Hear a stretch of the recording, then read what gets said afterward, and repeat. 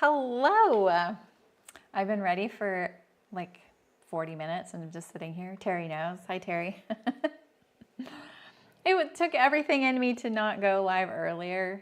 It's like when there's a lot of tech happening, I try to get all of it sorted out, and then occasionally all of it just goes right the first time, and I'm like, oh, I'm done. Hi, Michelle. Hi, Amy. Hi, Hillary. I'm glad some of you are here. I know it's Mother's Day weekend and people are traveling or they're just busy. It's just a busy time of year. So, hi, Elizabeth. I was just reading a thing that views on YouTube. I was actually looking for the lowest view months on YouTube because I was like, I wonder if it's summer, because maybe I would take the time off and then work on Fittopedia. It turns out it's May and September, which I thought was really interesting. And it makes sense. Those are both school transition months. So those are the lowest views. Hi, Christina. Oh, yeah. Hi, Malcolm. That's your name on YouTube, Bernie. Okay. I'll try and remember that. Hi, Tiffany.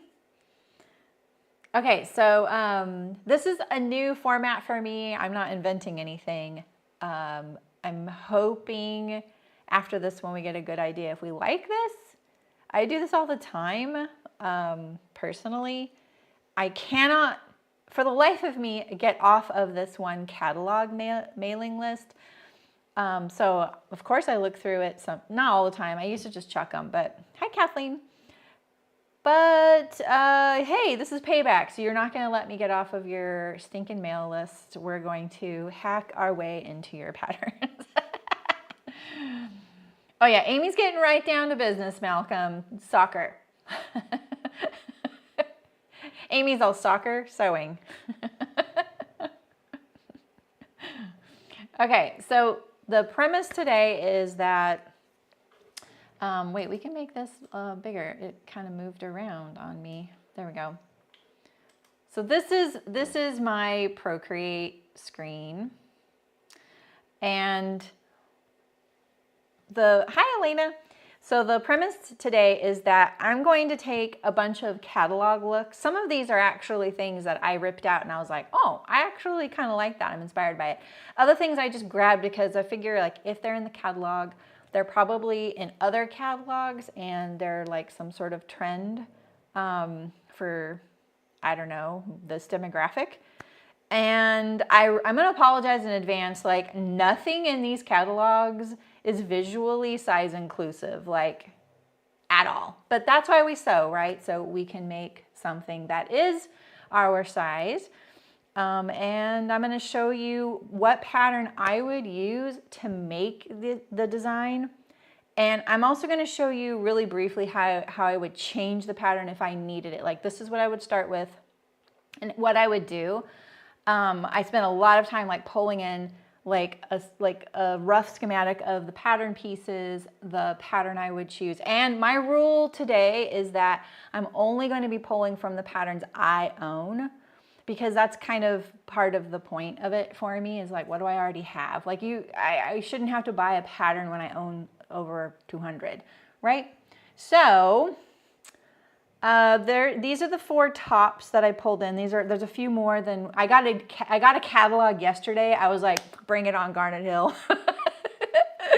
So these are the 4 tops. We have here in the top left a kind of like gathered raglan blouse with a button front.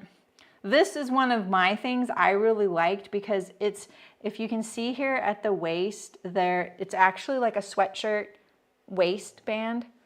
I love this little t-shirt. I don't like tucking things in. I think this is really cute. And I actually have this one shirt I bought once where it has embellishment on the top and it's so scratchy to wear. I've had this shirt in my closet for years and years, but the yoke is so scratchy because of all of the stitching that I was like, maybe I could just take that yoke off and use it. And this shirt might be the one. It's a t-shirt. It's a t-shirt, Christina. It's knit. So it's basically a t-shirt with a sweatshirt band. I love it. How did you get off that list, Terry?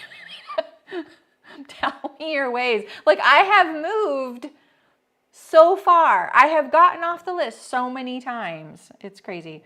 All right, we have this one here, which I kind of dubbed each of these silly names so that I would remember where I'm at in all my things. This is what I'm calling a peasant blouse. This is probably one of the ones I'm gonna do the most hacking with patterns today. It has a yoke seam across the front, a collar stand, some gathered sleeves. Oh, wow, Terry, I guess that's it. This is I feel like a lot of you own a shirt like this, right? So the other component today is that we're gonna go onto some fabric sites and go, well, if you want the look, how could we find some of these fabrics they're using? And one of them, I'm like, they pulled this from home. They pulled this from the sewing area. All right, and so here's some of the dresses that we're going to look at. And again, these aren't like all things I was interested in, but they're in the catalog, so I feel like you're gonna start seeing these silhouettes a lot. Oh, weird, Christina. So this one here, you know, it's got a tiered dress, kind of a, I think the placket stops like it's, oh no, it's full button front, okay. Smooth sleeve. This one here, there's a fun twist with this one today. Gathered neck. This one is one I took a screenshot of a show I was watching called Suits last year. I have a twist with this one today too, which I think is really funny, and it happened yesterday. This one we have like a shirt and got tiered dress. We have the sleeveless dress, and we have this one here, which was the toughest one for me to find a pattern for. So let's get into it because I have a lot of things here, and I'm thinking that it may take us a bit. Oh, good, Christine. I'm glad. Yeah, I figured here. I want to go in a particular order, but I don't know what that order is. So I'm gonna start with easy, kind of easy, in my opinion. So this little cut-on sleeve camp shirt. Now I think this one's pretty easy because a lot of us have the Melody Dolman. Look at that, right? You could start with the Melody Dolman. Sorry, Loki is snoring so loudly right now. You could start with the Melody Dolman. And make it looser. So I'm going to show you how to do that. I think another option, oh, I don't have, wait. Oh, some of these okay, so yesterday I got a new catalog and I added like 4 to 6 designs to this itinerary today. And I don't think we'd have time for me to go over all of them. So some of these I'm just going to show you kind of what I do, especially if they're kind of simple. So no, it is, look, he just adjusted finally. Sometimes he gets really loud and then he adjusts. So the other one you might have is the Donny, and it's not quite the same look because there's no button front placket, but no button front placket and no dolman, right? So here's the original design. So let's keep this kind of in the back of our mind here. So the thing that's different here to me is this is looser. You can kind of see you can kind of see that, right? Her it's kind of hanging off out here, right? And you can kind of see also like how short this is right here compared to the side seam. But if you see how long this is, that to me tells me that the side seam is pretty far out, so it's pretty full. The Donny kind of has this, but see how the Donny's closer fitting? This is, her arm is more like this, right? So you're gonna get a different look, but I know a lot of you have that one.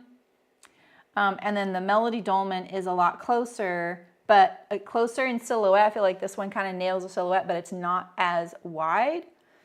And then, right, Christina, I know, but if you're looking for how it looks on the model, and a lot of us are, I think that that's what I was kind of why I'm saying that. So on this one here, I don't have the pattern pieces for this one. I don't actually own the Melody Dolman. This is probably one of the only patterns today I'm going to show you that I don't own. But what I would do is slice right here. Can you kind of see that? I know my little cut line doesn't show up very well. It's not a setting I can change. But then I would cut shoulder to hem and then just pull it straight out like this. Even 1.5 inches is going to be a lot and give you that looser vibe. And hopefully you won't have this wrinkle. So, okay, so that's one of our easy ones today. We're gonna come back to this one because this one I wasn't that bowled over by. Let's see here. Okay, this one. I thought this one's great. You're trying to lose the looser vibe. Hi, Susan. All right, so this was my original photo that I had kind of set aside, and I did this because I know the perfect pattern for this one. And I was kind of like, they didn't, in my head, I was like, you know, they didn't really show this one very well in the catalog, but I think this fabric is kind of in that Indian block print vibe, which is very popular in the fabric stores. But yes, they put in this one in the magazine yesterday that I got, and I was like, what the heck? That is the So Liberated matcha top. And they did it in like an Essex linen, right? So this one right here is pretty much a home run as far as the fabric selection goes. Where are we at? We're up here. So let me, y'all, this is a lot of layers for my, like a lot of images, like imported images. So it might be a little bit laggy. So let me show you. So here is the So Liberated matcha. It's got, the matcha has these shoulder panels. You could leave those off. And you could make the sleeve short. So let's pull this up as a reference here. By the way, I'm going to have a little Procreate live, like Zoom actually in the Guild. I think it's the second Saturday in June. It's not scheduled yet, but a few people were kind of wanting to like explore it more. I am not an artist, and I know how to use this the way I know how to use it, but I love playing around in Procreate. And so if you're in the Guild and you're interested, keep an eye out for that and you can play around with us. And it's gonna be with an eye on how I use it, where I'm using it for like pattern stuff and drawings and stuff like that. Hi, Anne. Hi, Sydney. Christina, I thought it was you that had been looking for a blouse or dress like this. All right, so obviously this is a blouse, not a dress, right? This is a dress version. The matcha has a lot of ease in it. It is not the most size inclusive pattern. It is an older pattern in the So Liberated line, so that is one of my caveats, but I help people out with this one a lot for them, and I just made it, and it is very loose. And it is kind of an adjustment, the feeling of all the gathers being right here. So there's that. Whoops. So what I would do here is I would definitely lengthen it, right? You can cut straight across and then just lower this down and make sure that at the hip area, you are giving yourself enough ease. I don't think that'll be hard if you're picking for your size because there's a lot of ease in this. It doesn't look like it, but there is.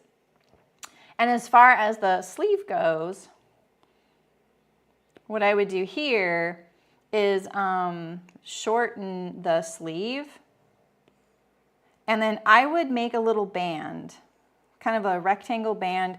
I would find where you want this sleeve to hit you. I would measure that location, do it above or below your elbow, not over your elbow, but definitely measure your elbow if you want it lower than your elbow, because your elbow is bigger than your forearm, right? And then I put like 3 fingers in there. Like you want it to be kind of loose. This is a relaxed top. And then that band right there, you can just gather the sleeve into the band to get kind of that effect, right? So like that. That's a shoulder seam. And you leave off these shoulder pads or shoulder panels that are not shown in these pattern pieces weirdly. So yeah. Oh, nice, Amy. That's right. Confident Stitch has been having free shipping. Steve, yeah, right, Nancy, exactly. Especially for the smaller sizes. I hear that a lot. Okay, so that's this one here. I'm gonna kind of preserve this if I can. All right, so I did this one, right? Maybe I should just keep going with this. Okay, so this one, remember, this is a dress. I took a photo of, you can't take screenshots of a Netflix show. It will just screenshot a black screen. It's a protection they have in place. So I actually took a photograph with my phone, and it was for me. I never thought I'd be showing it. But I did really like this kind of shirt dress, but very casual looking and elegant. She was guilty, by the way. I'm pretty sure. Hi guys, how's it going? This showed up in the Garnet Hill catalog yesterday. This Suits episode, I don't know when this was filmed. I'm late to that show. I never even finished it, but I know it's from years ago. So I thought that was kind of funny because this is a sort of a similar vibe. You would think this is the same, just in a different fabric, right? The one on the left has a hidden placket. So I'm not going to cover the hidden placket thing here, but what I think you should use is the Cali shirt dress by Closet Core. It's really similar. And maybe this actually, wait, does this actually have a potential for a hidden placket? Why are there no buttons there? But you can just change the hem. So I would change the hem, right? Oops.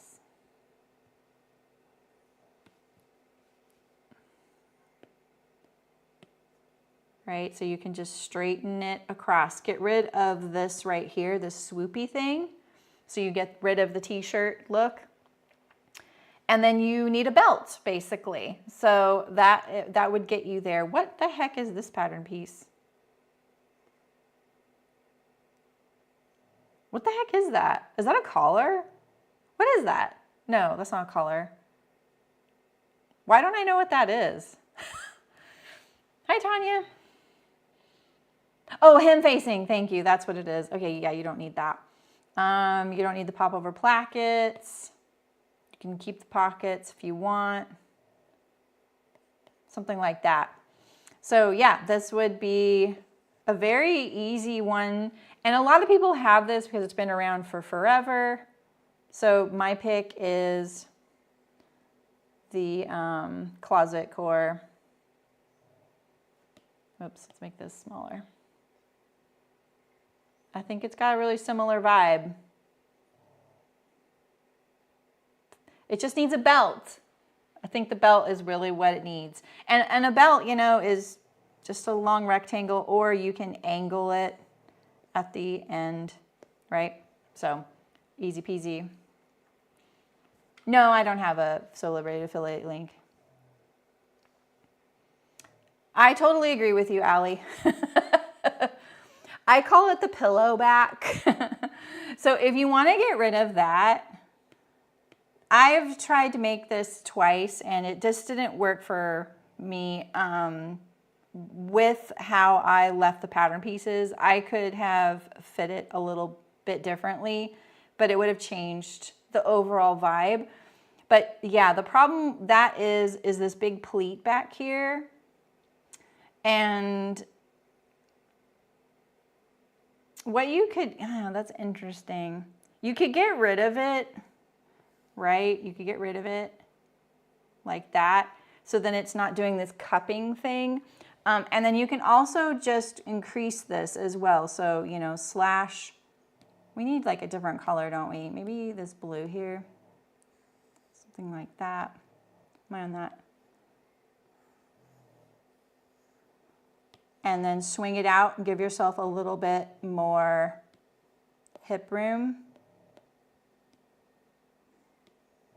I'm going to change the background color so you can see. Can you stop that?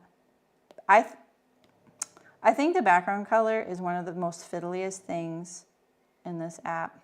So you can see that. It's like how I gave myself a wedge there. If you don't want it up here, then you can just, instead of slicing that there, slice it here and kick it out. So that's another thing as well. And then you can just cut the pleat off. That's my point, sorry. Then just cut the pleat off and then kick out the hem. Hi, Sylvia.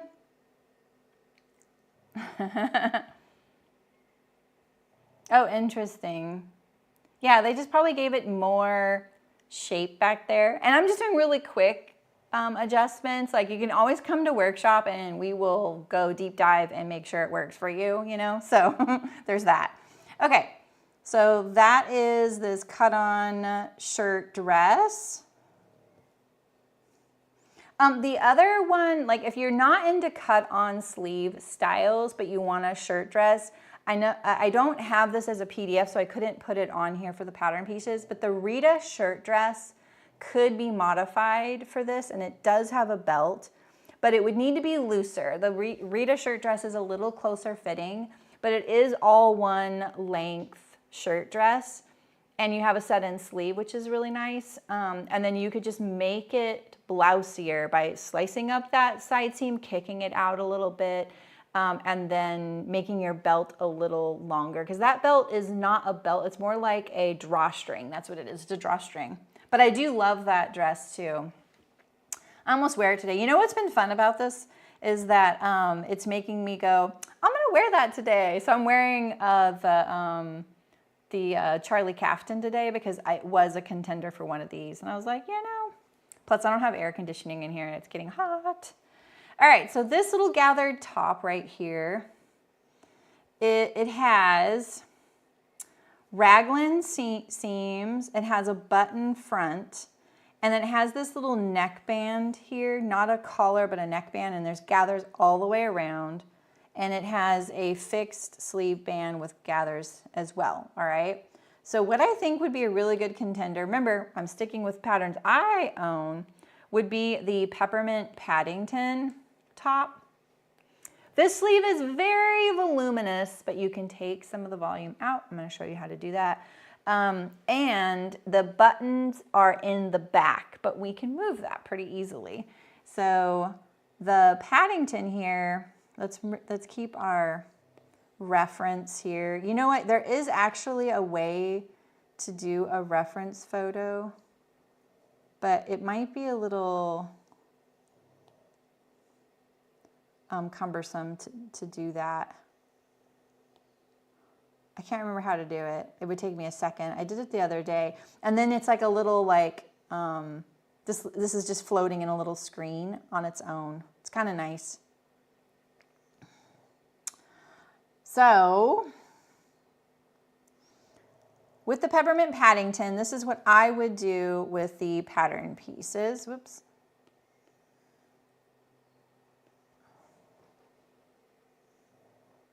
So for the sleeve, we can remove some of the volume by basically doing my same old thing that I'm always doing, right? Slashing up, sorry, right? Slash up and then up to this, you know, like if here is your seam allowance right there. So I told myself I was gonna be really neat and tidy with you guys and not so slapdash, but here we are. So, right, you can just pivot out some of this fullness, right? So now I just got rid of this. So now when you're anytime you're dealing with fullness like gathers, it's a ratio. It's always a ratio. And if you're like, but I don't know where to start, Saremy, usually you're not going over 2 to 1. And it's because it gets really hard to fit that much fabric into the space you're gathering it in, unless it's a really lightweight fabric. So just play around with fabric in front of you, right? So if you took a 10-inch piece of fabric and then you put some gathering stitches in it and you scrunched it up, how tight can you get it, and do you want it that tight, right? You also need to make sure you can fit your pattern piece across the fabric that you're using. But and say you're like, I love the Paddington, I'm using 35-inch wide fabric, it's not gonna fit. You can decrease a little bit of the volume and still get the look, right? Hi, Janelle. So when you're dealing anything with gathering, it's 100% easy to control because you are basically just, you know, increasing and decreasing it based on the constriction of what you're dealing with. Is it what you're fitting on the body or is it what you're fitting on the fabric? And it's just ratios. So like curtains, you rarely see curtains that are 2 to 1. You know, like the width of the fabric is twice as wide as the window, because getting it to scrunch up onto the dowel or whatever you're doing, it gets really hard. So, and especially because curtain fabric's a little heavier sometimes. So just some things to think about. So we can decrease the volume if we want a little bit. There's still some gentle gathers there. We can shorten it, but this is a fairly shorter sleeve, right? So, but you can, remember we did the lengthen and shorten thing. So we're not going to chop off the bottom parallel, are we? We're going to do it evenly, right? So remember, you're doing your lengthen and shorten so that you're not decreasing circumferences unless you want to. That is one way to decrease volume. In this case, if you're trying to decrease the volume, you could just draw parallel to here and then look at that. If you were to measure this line compared to this line, you will have lost probably, I'm gonna guess 3 inches in volume, which is quite a bit. All right, so now what we don't have in this pattern is volume at the neckline. The plus range of this pattern is a lot longer than the straight side. Oh, that's actually not a bad thing in this case. All right, so I'm going to just take all this off so it's less busy. So you see how this sleeve up here has some gathers right here, right? Same with the garment itself. The Paddington does not. So the Paddington is smooth right here, okay? So the differences between the Paddington and this one right here is that the Paddington doesn't have a neckband, button closure in front, it has it in the back, and it needs volume along the neck on all pieces, all right? So let's just go through that really quick. All right, so if we wanted to add volume at the neck, we're gonna do the exact same thing but in reverse, right? We're going to, this would be a really great way to decrease the bottom and increase the top, right? So we can overlap the bottom, increase the top. Decrease the bottom. I actually wouldn't cut down the middle. I would cut on either side of the middle and away. I wouldn't go down the middle unless I ran out of places, because then you're changing your grain line. All right, so now we have volume at the neck and decreased volume at the bottom. Okay, there you go. That's that sleeve. And then I would probably make a little band just like we were talking about before. You know, what width do you want it to finish? This one to me looks like it's going to finish, I'm going to say 3/4 of an inch. It's probably slightly narrower than that. It does get a little tricky the smaller you make it because of the seam allowance that you're using, and you've gathered all this fullness into it. So stick with what you're comfortable with. But this little band, decide where you want to put this. Give yourself some space in there. You don't want to do just the measurement of your arm, right? You want to add, you know, 3 fingers of space or something. And your seam allowance for the circumference. And then, yeah, you'll have a band there. All right, and then for the volume here, it's the same kind of thing. I'm gonna yoink this pattern piece out of here so that it's kind of separate. So we would do this, this is the front. We first need a button, we need a button placket and we need the fullness. So we're gonna add the fullness first and the button placket afterward. And we're basically going to take, you know, lines through like this way, right? I think we can just do one. So if this is our hem seam, like the finished hem right there, I'm gonna calm down, slow down. I'm so excited today. We're gonna cut straight down to the hem and we're gonna use that as our hinge, right? So same thing I've been showing you, slash and spread. This is the same thing, right? I'm just showing you in a slower, not so manic way right now. So we're going to, well, I have to do it in a weird way in this app. Actually, maybe we can do this. All right, so now we can open this up. We're gonna leave the hem circumference. We don't want to change that. We're just adding to this neck to have some gathers up there. And a little bit goes a long way, people, okay? A little bit goes a long way. Like for this neck section, I wouldn't spread that more than 1.5 inches. Because yeah, if you're kind of trying to stick with this kind of gentle gathers, right? So there we go, right? And now for your placket, all right, everyone have their, it's gonna be easy math, I promise, okay? Right now, this pattern is on the fold. This is the same for almost all plackets. That spot right here on this pattern is the center of you, okay? It's the center of you. So think about the center as this is where the buttons are going to land, okay? Your placket needs to be wide enough for your buttons and to overlap. So let's say that you want your placket to be 1 inch, okay? All we need to do is extend 1/2 inch out from this edge, and now we have our finished placket width. We do not have a placket yet, we only have our placket width, because right, so the buttons are centered on this spot here, and then this is the imaginary other half of the placket. And so now we need the amount of fabric to fold behind this and create something that's finished on the underside. So we're going to double this amount right here, right? So a whole inch. And we need a little bit to turn under to clean finish it. Personally, I would do a 1/4 inch. You can do whatever you want, right? Let's say you do a 1/2 inch. So all told, you have your extension, which is whatever you want half your finished button placket to be. We wanted 1 inch, so we made a 1/2 inch extension. Then you have your full placket width, 1 inch. And then you have your seam allowance, whatever it is, right?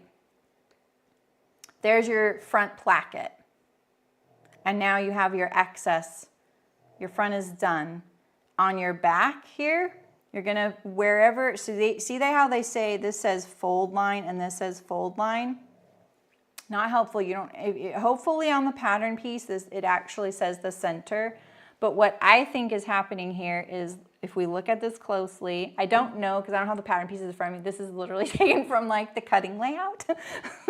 So let's, I like to change colors occasionally. This right here, that is the seam allowance.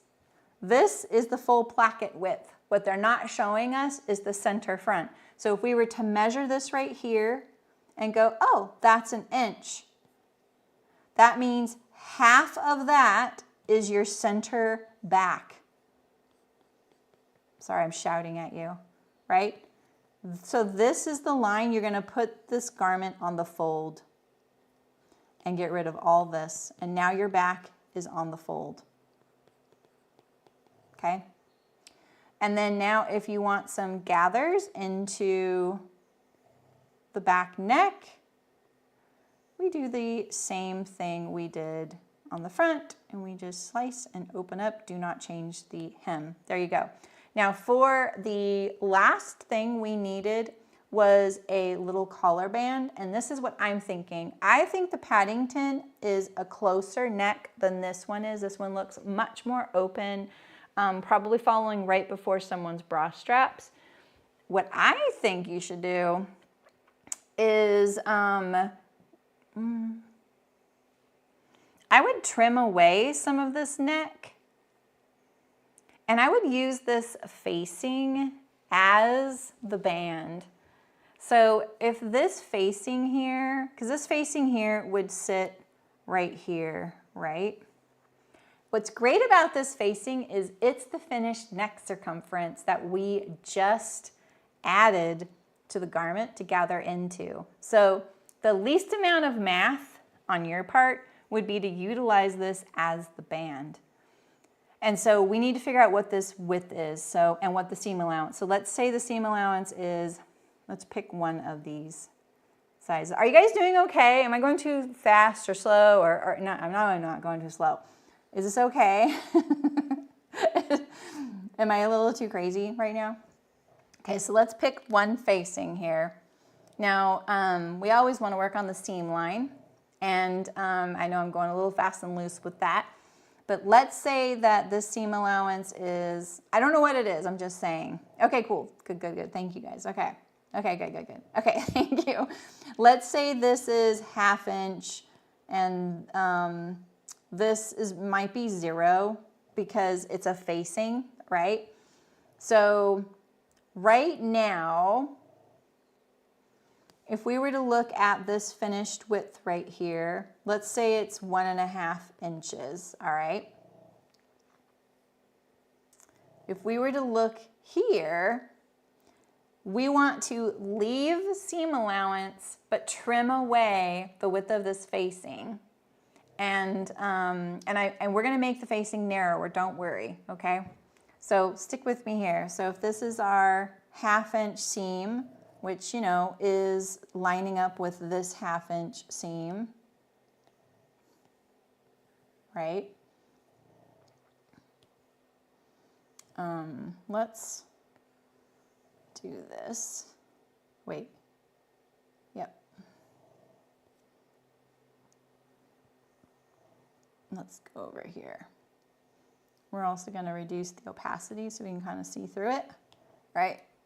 So now, before, this is how this piece worked. It went right on top, but we've made our front larger, so this facing isn't even going to work right now. So we're going to trick it into being the neckband. So now let's say that 1/2 inch seam is right here, right? Now what we can do is trim off the facing width here, but we need to leave some seam allowance so we can sew this band to it. And that's why I say like this 1.5, right? So let's see, we have, oops, let's get rid of this writing so we can use this. Right, so if this was here, like this, I'm starting to like freak myself out, so sorry, because I don't want to be confusing. Let's actually offset this a little bit and bring up the opacity just a tiny bit. I know it's a little hard to see because I've got these like screenshot pieces. All right, so be literal about it. Here's the seam allowance right here, 1/2 inch. And then this right here is where this and this, they would line up to one another, right? So what we want is to add a seam allowance to this edge, right? And that's our cut line. And then we would get, oh, it's 3/8. Okay, cool. Well, I'm not going to, because you might not be using the Paddington. I'm just going to go over this. So like we would then cut all of this off right here. And then we can use this piece, but let's make it narrower. Let's say you want this band at the top to be 3/4 inch. We need the seam allowance right here that we just, this whatever this amount is right here, is right here. So that those two, this line right here lands right here, right? And now we want, what's our finished band? We're gonna say 3/4 inch. Boop, right? And then add seam allowance to that. So let's say it's the 3/8, and then we would get rid of this excess. So we kind of built it from the shirt up. Now we have a slightly larger neck opening than the Paddington. We have the band. We know the band works because that was the original neck. And then the shirt's going to gather into each section. So the front will gather into the front and the back will gather into the back. Now, this needs a part of the placket right here. Oh, you know, we have a fold over placket on the front here. So if we wanted to be cheesy about it, we could do the exact same thing, add this to here. And that would be a very literal and easy thing to do. The other thing you can do is just add the extension, this, seam allowance to this line, and then you make a placket that sews to this seam right here, and it would be this plus seam allowance going this way here. So this right here. And then you would make it as tall to include to the top of the facing here. So then that way you have a continuous placket behind it. So I know that sounds a little confusing, but we're just going over this quickly. And if you're in the guild and you're at workshop and you want to do one of these, I will 100% show you better when we have more time.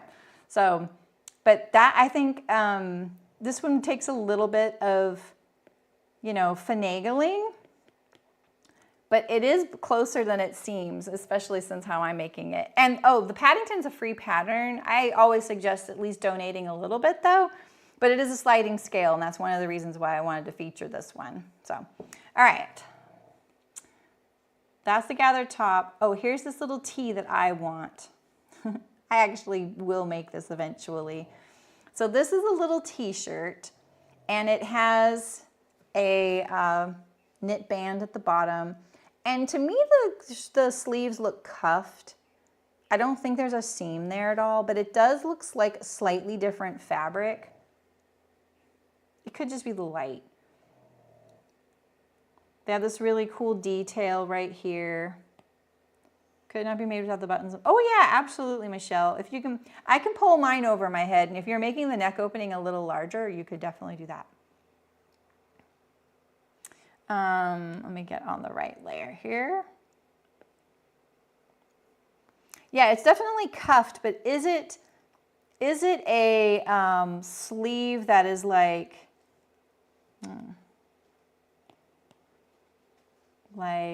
this, and with a little rib knit thing, and then they folded it over like that? I can't tell. I would just assume this is just a, because see, for me, this edge right here, whoops, this edge right here looks soft. It does not look like this was hemmed with like a cover stitch or something, because if you were rolling this up, you would see the hem. So there is some sort of facing happening on this sleeve so that you get a nice side of your fabric. Like say this was a print and the back of your fabric was white and you cuffed it, right? So I don't have a t-shirt pattern. I just have my own little t-shirt pattern. But this is how I would do that. And let's keep our reference image up here. We can actually lop her off and just put the t-shirt. This is my fast way to crop things in Procreate. Okay, so this t-shirt, you can't just put a waistband on the bottom here because it will be too long. And it just depends on how your t-shirt fits. So now, is this shirt fitting you kind of loose, because you're going to want a blousing effect, right? So I have two t-shirt patterns. I have one that's more like a jersey t-shirt that's a little bit looser for fabrics that are more like less stretchy. And then I have like a scoop neck tee that doesn't even have a neckband, and it's closer fitting, and it's more for like the softer fabrics like bamboo and tencel knits and things like that. So I would probably use the other one so that I get this more fuller blousing effect, and I would shorten it. So the way I would shorten this is I would measure myself from my shoulder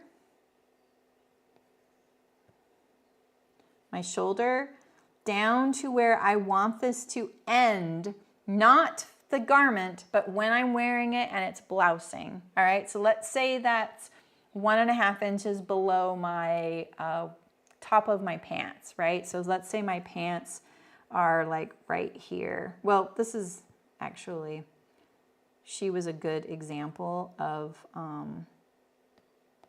right? So you see how her shirt is like finishing right there plus the waistband, right? That's what I'm talking about. So what if I wanted my shirt, like that seam to end like right here, blouse, and then there's a waistband there, okay? So that's what I'm talking about. So if I do that, I'm going to go to that spot that I want this shirt to the seam to kind of end while it's blousing. And then I'm gonna add probably 1.5, maybe 2 inches to the shirt length for blousing. So let's say that that ends up being here. Oops, I'm not on this. I'm not on this right here. Let's say that's here is where I want it to end when I'm wearing it. And then we're gonna add like 1.5 to 2 inches for blousing. And this is something you can just test when you are wearing like a shirt. Tuck it into your pants, pull it out the way you want, and then pinch that excess to, hi Danny, to figure out how much that turn back is, right? So if you had, it coming down here, and then like when this is being worn, this little bit right here, it's a lot less than you think. It's probably going to be more like 1.5 inches max. So if, you know, if you have some pants, you can tuck in a shirt, right?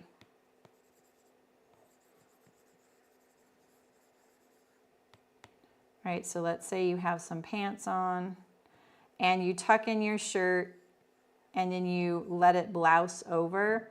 Pinch that amount right there and figure out how much that excess is, and that's a really good guide to how much blousing you'll like lift your arms up and do things like that. This is a shirt that's not tucked in, so it's going to raise with your arms if it's not long enough and you didn't give yourself enough blousing, but you don't want too much that it's like blumping over the waistband, right? The waistband is up here. Be logical about it. I know I'm always saying that, but seriously, I'm like one of the most logical people you're ever gonna meet. It's kind of bad, right? You don't want your shirt doing this and that's the waistband, right? That's a terrible thing. Okay, so now we can get rid of this right here. We know how long we want our shirt. We know how much we want it to blouse. And then we just need this waistband. And so you're gonna measure where you put that end of your shirt when it's blousing, measure that part on you. And if you're gonna do something like a ribbed knit, you can probably keep the waistband that same measurement plus seam allowance. So let's say,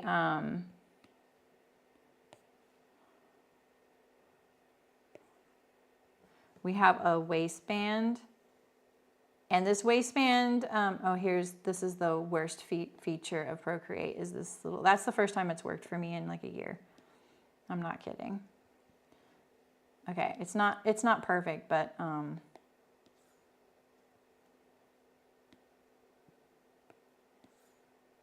okay, so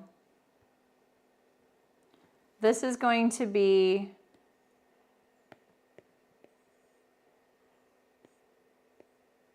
seam allowance, waistband, finished height, and then a mirror image, waistband, seam allowance, right? That's the width of your waistband. And then the circumference is going to be that location on you plus some seam allowance at this end and this end. If you're using rib knit. If you're using self and your self doesn't stretch very much, give yourself a little bit of ease. Use something stretchy. I think you're gonna be happier if you use something like a 1x1 rib, right? Something gentle. You don't need athletic grade stretch. This is just a cute little top, right? All right, and now for this little cuff feature,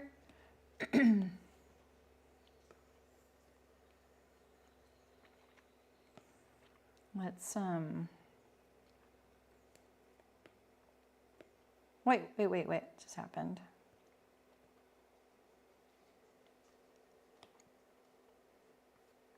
Don't move it when you do that. There we go.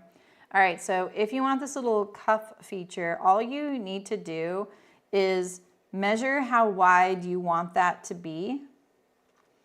And there's a few different ways to go about this, and I'm not gonna lie, cuffs on shirts are just problematic. They just are, unless you're doing a full-on tailoring style cuff. They're going to disappoint you sometimes, and that's just how it is. They're great on casual things. If you're talking about like cuffs on trousers, there's like a whole method of drafting those. But on something like this, lower your expectations a little bit because they are kind of finicky. And so you can make this as a folded back facing. So basically you would take a mirror image of this.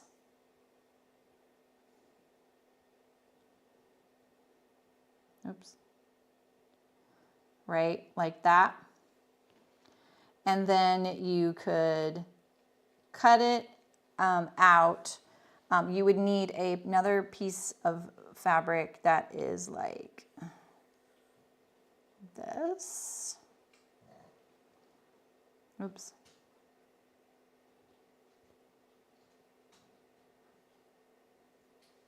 Forgot to merge those. So we would make a facing like this, right? And then you would sew it together, these two edges, right? And then this edge right here, when it's on your shirt right here, you can top stitch it down, you can leave it loose. I recommend top stitching it down. And then that way, when you fold this up, it's going to cover this seam. And so, in fact, sometimes what I do is I make this side of my facing right here much shorter. I get rid of all this. And then that way, when this is cuffed over, here's my top stitch line, but my cuff ends up here and it kind of hides it. You absolutely need this little shaping right here because this is why cuffs can be really problematic and they fall, right? If you just make it, if you were just to make this, like if this is our sleeve, and you just did this, you made this straight, that's only gonna fold onto itself. It will not go onto the sleeve because of this angle right here, right? It's going to schlump off. It's gonna ooch it off, right? So I would do something really simple here with the cuff. If your sleeve is full enough, like it's big enough, and you have more of a straight underarm, you're gonna have more success, unfortunately. But that's a pretty big sleeve. Yeah, exactly, Tiffany. That's exactly, I just saw your comment pop up right when I looked at chat after drawing that. Exactly. You could straighten your sleeve out. It just depends on how deep the armhole is of the sleeve that you chose. You might not want such a large hem opening because this is kind of a shorter sleeve. You know, like this length right here and this length right here, they're not very long. We are. We are, totally. Okay, so let's move on. Let's do a couple of easy ones. Okay, so this right here is, I called the baby doll tiered dress. So you can kind of see there's a style line here. What do I want? Right here, here's the waist seam. It is a full button placket. Do you see how this pulls away right here though? So it's got a V at the top. These do not meet at all. That's a distinctive thing. The other thing is that it doesn't have a collar. People call this a collar. It's not. It's more of like a band that's a facing. See how it lays flush with the neck there? In other words, it's not sitting up, right? So there's that. That's kind of distinctive. It's got a really simple sleeve. I can't really tell exactly what's happening there, but it is just kind of a straight sleeve. It does look like it has a band. And then it has some tiers. And I think that the perfect thing for this is the myosotis. And what I would do is I would use the skirt of A with the bodice of B. The collar is a stand though. So if you like the band being flush with the body, just don't even use this, and then you can draft yourself a band that sits flush. And then there you go. I mean, that's that dress. Right? And I think the fabric choice in this makes a big difference. I've made both views of this myosotis. Oh, and here are some other views of the myosotis. So this is view A on the left and view B on the right. So I'm saying, you know, you take this, oops. You take this and this. But can you kind of see it is a collar, more of like a collar stand.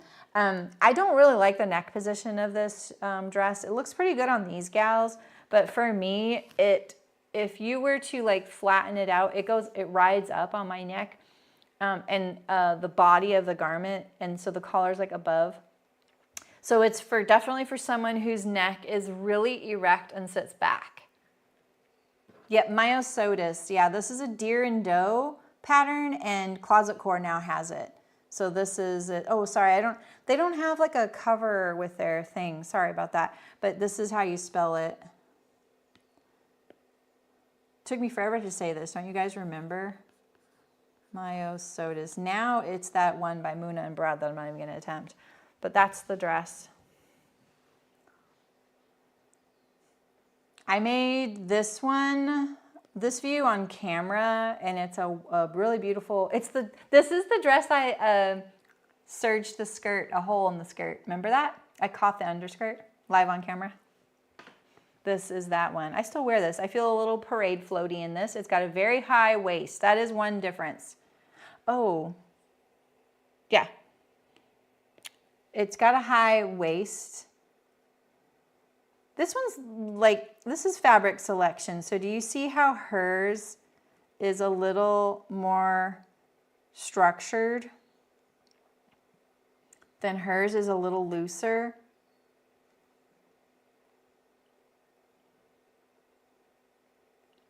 I don't really know what I have to say about that, honestly.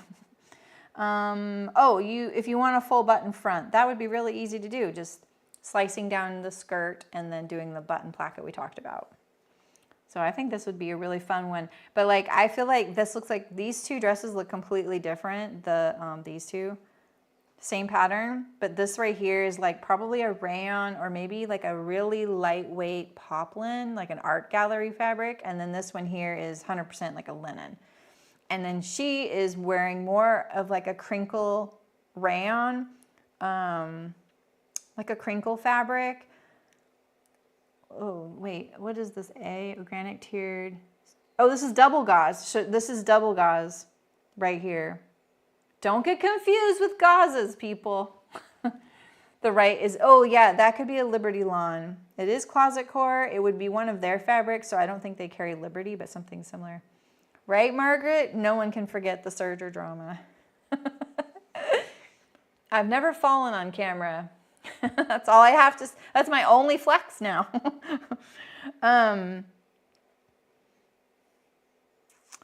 Yeah, this double gauze looks stable. Okay. I feel like that's a really easy one though. Let's do another easy one. This shirt dress, I added this one yesterday. Same with that last one.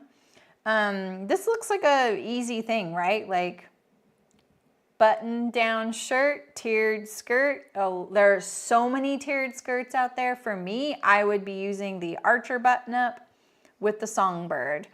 I would leave this waistband off. It's a separate waistband, so that makes this even easier, right? You can leave all the pockets you want. This looks, Actually, I was about to say these look like inseam, but I can kind of see a hint of a line there. So maybe these are hip pockets like the Songbird has. And then what I would do with figuring out how long to make this shirt is the same thing I was talking about with the blousing. So put on your button-up shirt pattern that you've made and you really like, tuck it in, blouse it. And then that point where it's coming out of the pants or skirt, whatever you're blousing, that point right here is where you're going to cut your archer, but you need to add seam allowance to that. So you're going to cut it there. And then add seam allowance. And then this seam right here is going to join with this seam right here. Boom, done. Super cute. And then you find a, this looks like a, I wonder what this is. It could be a stripe, just like a stripe Oxford-y type thing, or a plissé, I can't really tell. Screenshotting photographs of my magazines.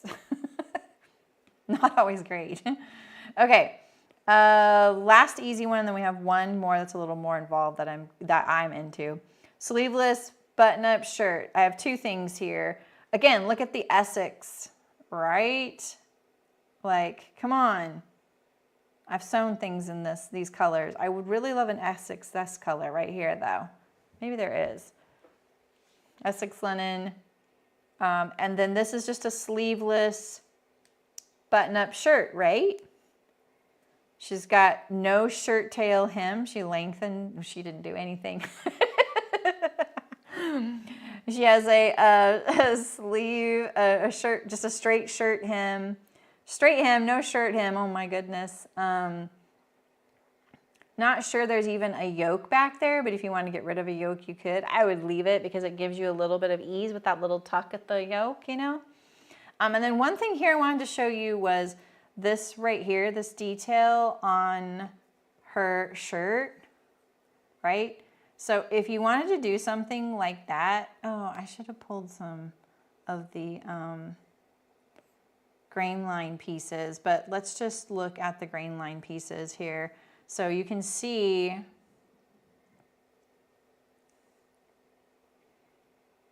yeah, that I was thinking that it's such a nice little detail. So we had this one, was it a skill building session where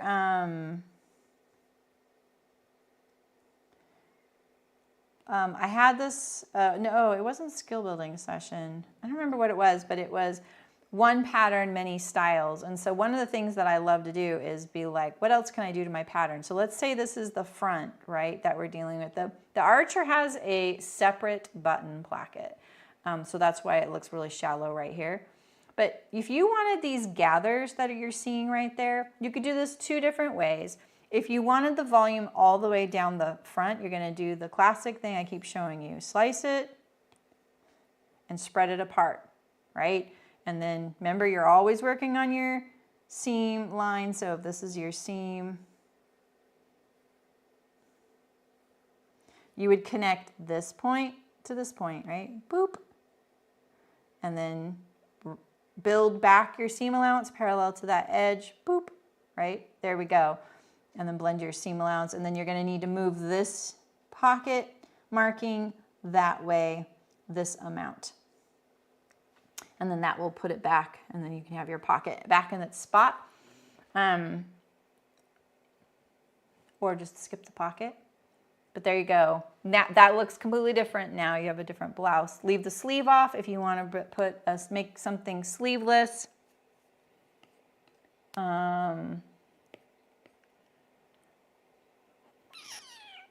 With a shirt, a button-up shirt, the problem with a button-up shirt is that a lot of times, I'm trying to calm down the screen here.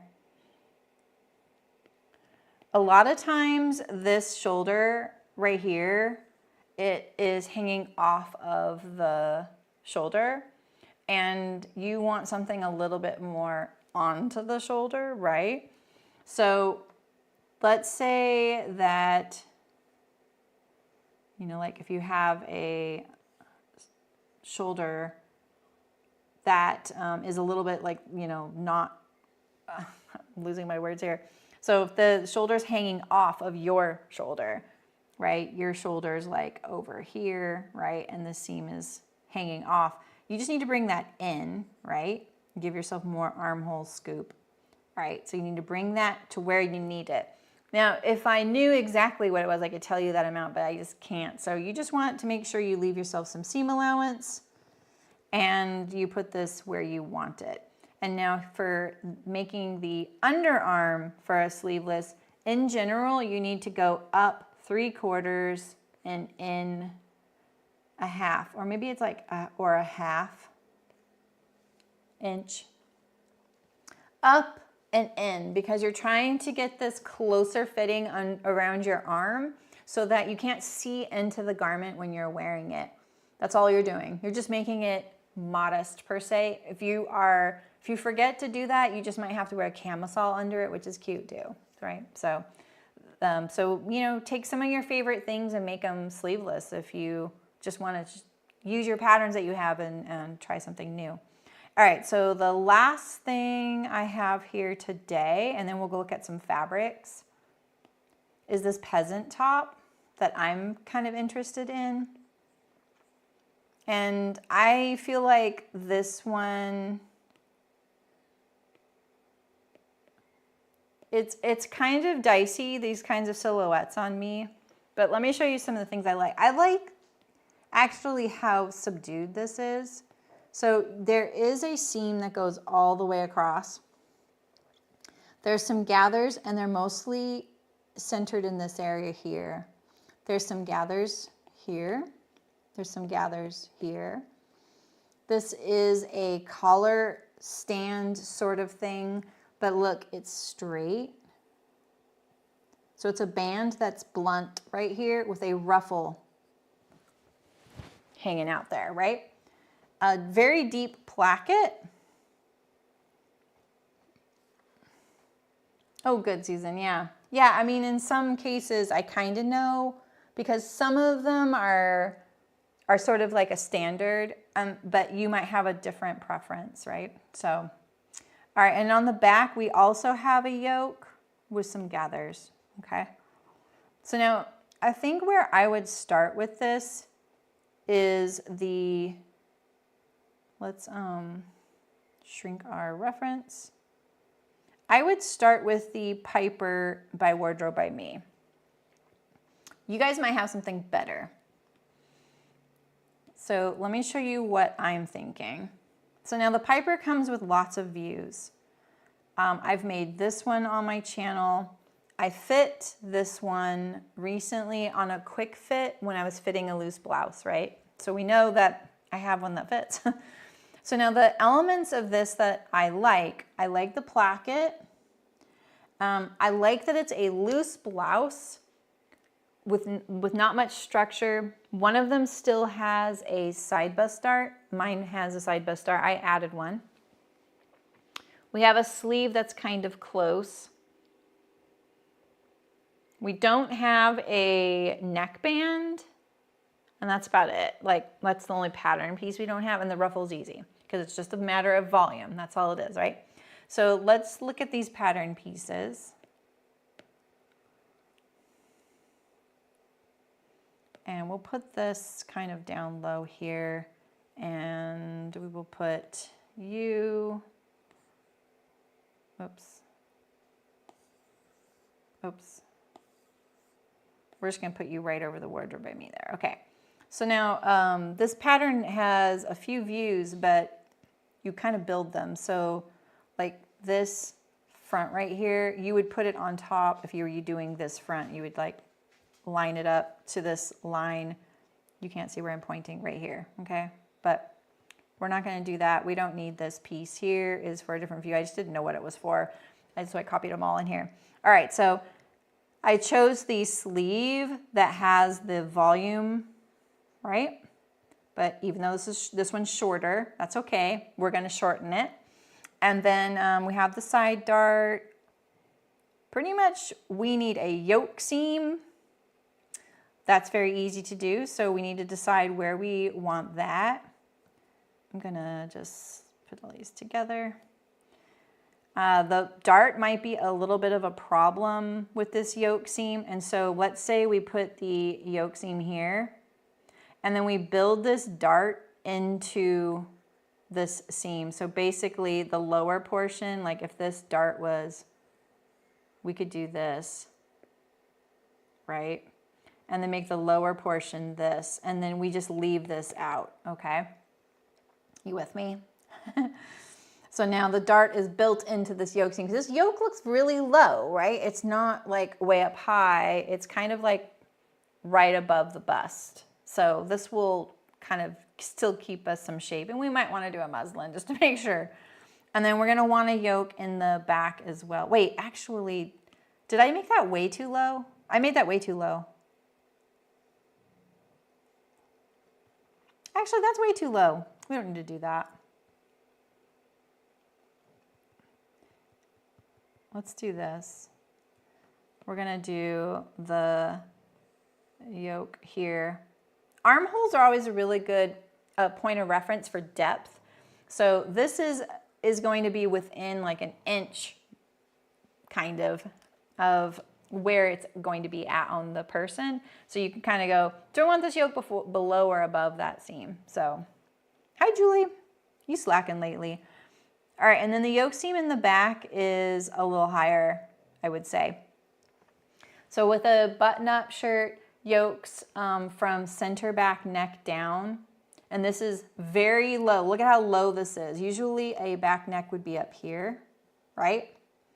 So you got to kind of bear that in mind here. This yoke seam could be maybe a lot higher. Maybe it's up here. If we're wanting to stick with sort of the proportions we're seeing in this sketch, right? Now we have our yoke seam placement. So now what we need to do is cut these apart, add our seam allowance. So let's cut our back, right? And then we're going to add some seam allowance to each edge, right? We need to add some volume on the back. You can do this one of two ways where you can, did I show you the second way on the last thing I was doing this with? I don't know if I did. You can add it parallel, right? So we can add it just parallel all the way down, which is usually what I would do because I have this hip tilt issue in the back of me and I always need more back volume across my hips. So I would just go all the way down.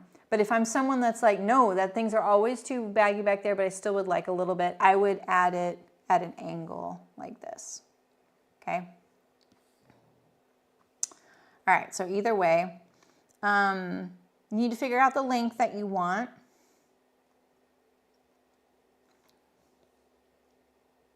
I think that's about it. That's all I would do to the back. We're going to have to raise this. This neck's actually going to be the most problematic thing about this if we want to do this little collar and ruffle.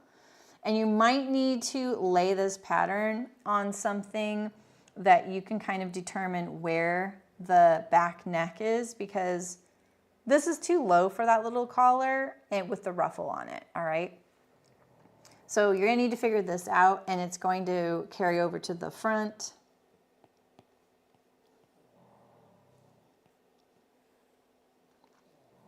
And then this will look deeper then too. And this isn't as hard as it sounds. You remember in that quick fit where I compare different patterns to one another to figure out like where we at fit wise before I cut and sew this. And I always tape my shoulders to each other on each pattern. And then I fold it along the shoulder line, lining up the underarm to each other. And then I get that fold line along the shoulder, and that tells me that's the shoulder height. That's where it's going to sit on me at the top. And then now I can take my other pattern and do the same thing. Tape it together at the shoulder, fold it, line it up at the underarm, and then stack them on top, and then I can trace that neckline onto this one if I know that that's kind of a good neck position for me. That's how I would go about that. Sounds like a lot of work, but it's actually not bad. All right, and so now you have your neck position. And we would do the same thing with our seam here that we did here, right? We would cut it apart, add some seam allowance. We would add a little bit of gathers. Now, I think on this one, the key is not much. We just want it more as like a little decorative thing. We're not looking for volume. This top already fits me. We're just looking for something there. Like my guild says, you know, when we see a dress or a top that has a yoke seam and we're in pattern chatter, the first question is it mama or moo moo? And we don't want either one in most cases, depending on what the silhouette is. So you don't really, for me, if you're really busty, you don't really want to add a whole lot. And especially because this fabric here, they used a pretty stout linen. To me, that's what looks like a stout linen. It doesn't have a lot of drape. If I was doing this in rayon or maybe like a viscous linen noil, we could add some more gathers and it would be fine because they're going to drape really nicely and hang really nicely. All right, so that's pretty much our bodice. Now for our sleeve, we can shorten this sleeve. Apparently sleeves are still voluminous everywhere we go, right? So we can shorten this sleeve and then make our sleeve band where we want that to fall. We've already gone over that a few times, right? So we can do that. Now for the collar draft,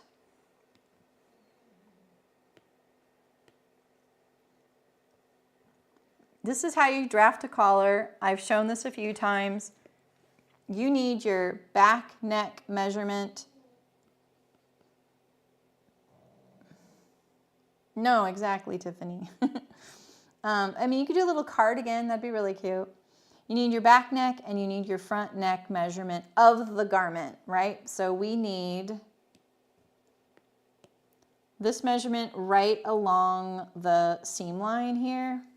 I picked a terrible color there, right here. So along the seam line and before the shoulder. So you need this right here. And then this has this like placket, right? So you can see the angle there. It's like drawn in on this pattern. So there we go. So we have that up to the shoulder. So you need this. This actually has seam allowance too. So we need it to stop there. So you need this one, and you need this one. We're going to draw a straight line with a center back. This is center back. We're going to put measurement 2 here. This is the shoulder notch. You're going to put measurement 1 here. And then where this ends here, we're going to go up like this. This is a 1/2 inch. 1/2 inch? Man. Yeah, 1/2 inch. Dang. I'm just switching between too many things, I guess. All right, and then the height that you want this collar, it's pretty narrow in this photo. So let's say I'm gonna stick with 3/4 because you guys, I'm telling you, some of these really narrow things are super hard to sew because you're gonna be dealing with the seam allowance of this gathered ruffle and the seam allowance of the blouse, right? So now we want a parallel line to this new line, this collar height, and it's blunt right here. And so now we need seam allowance here, here, and here. All right.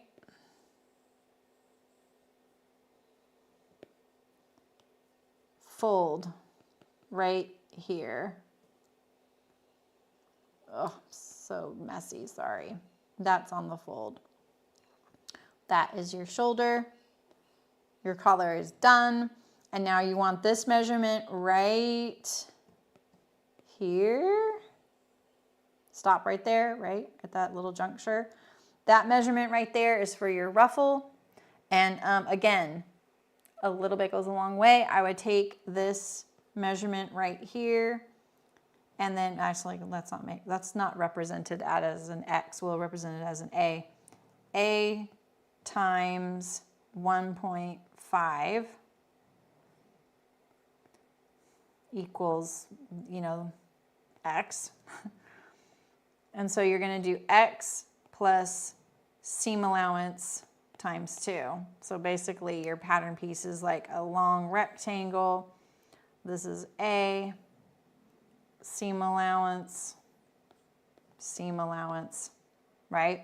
And then for the height, this ruffle, I would make it on the fold along the top edge, right? So this is a fold, mirrored, and then we're talking 1/4 inch seams in this neck of the woods for me because the bulk of these things, or 3/8 if that makes you more comfortable. So I would add seam allowance parallel to this edge, and then right you have your mirror image of this to here, and then seam allowance along that edge there, and there's your ruffle.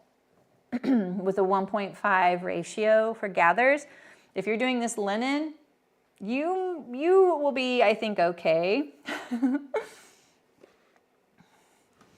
The ruffle is, thank you, X, exactly. X, SA. All right. If you're doing things heavier, just remember that it's really hard to get it in there. So, okay. The way I would finish this is I would enclose the neck seam in the collar. So you don't need any facings or anything, but you are going to need a facing along the center front neck edge. Let's look at our reference photo again. It does look like they bound it, which is kind of an interesting prospect because that would mean that if our, and it does right now, right, our angle right here, what color do we want? Let's just do black. This angle right here is hitting the yoke, right? We could just bind this edge and then sew it into this seam. And we don't have to do any facing, and that does look like what they did, but if you want a facing, you can add a facing here or one that goes like this, you know, parallel to your neckline. But that's how I would draft that one. You might see me in this eventually.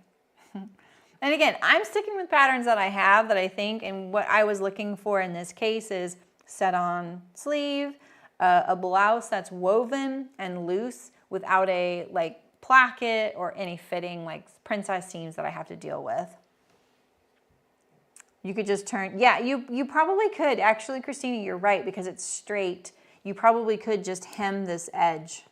Yeah, totally. Just remember to add the seam allowance, which is going to be weird. You need to make this angled because this mirrors to this edge here. And same with this edge over here. It's going to look like that because it has to meet this edge right there. So yeah, I keep thinking I'm gonna get cleaner and neater when I do this, and I don't. Okay, do you guys have any questions about any of these little things? Did we go over everything here? Let's see.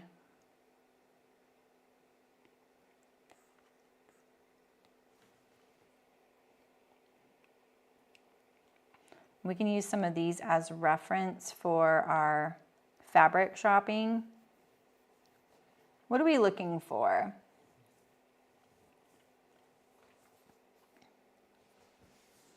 Well, I'll just show you what I would shop for. Let's see. Okay, so I'm gonna change my, do I just do this and this? Oh,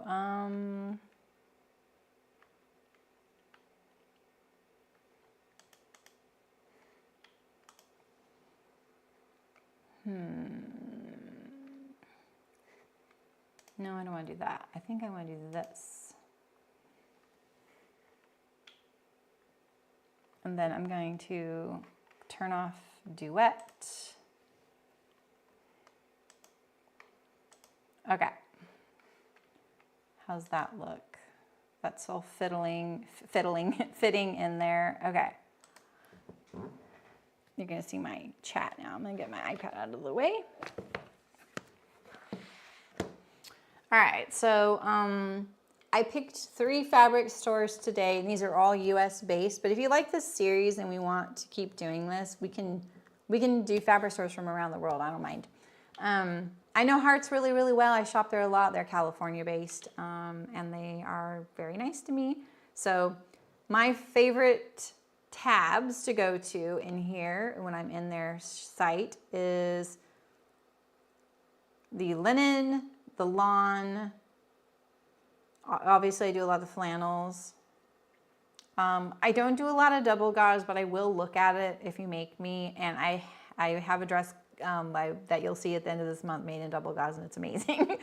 But I don't enjoy sewing double gauze. I'm just going to be straight up with you guys. I like wearing it. I do not like sewing it. And I think it's very easy to be lured into... Oh, we can look at the knits too. So let's look at some of these linens. I wish I want you to, I'm not going to I'm not trying to make you guys feel like anything, but I just want to call attention to the fact that having all of this stuff on screen at once, because it's not an edited video, is really hard. So I'm really sorry I don't have the images of the garment we're looking at on the screen. I probably could figure out how to do that in the future now that I'm thinking about it. So some double gauze tips. Why are you asking me? I don't like sewing it. So sorry I don't have it on the side, but if I was editing this video, it'd be so easy, right? I can just plunk it as a layer. So, all right, we'll look at the double gauze. Let's see what we got. Now, one of Saremy's weird things is double gauze. Some things that are being sold as double gauze are not double gauze. They are gauze, and there's a very big difference. Let's see what Hearts has here. So far, all of this does look like double gauze. Look at that stripe. That looks like that one dress. Okay, now this right here, this is not double gauze. It is bubble gauze. And I will die on this hill.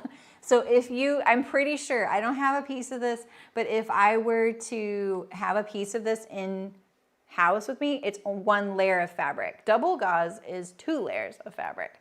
So it's more stable. Double gauze is a lot more stable, but it's very hard to unpick when you're sewing it because these stitches kind of sink into it. It's really hard to use as binding. It is 2 layers of fabric that are stitched together throughout with micro stitches, right?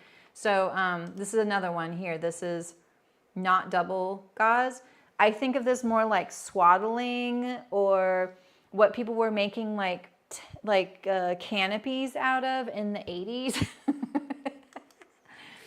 Grecian inspired Halloween costumes come to mind.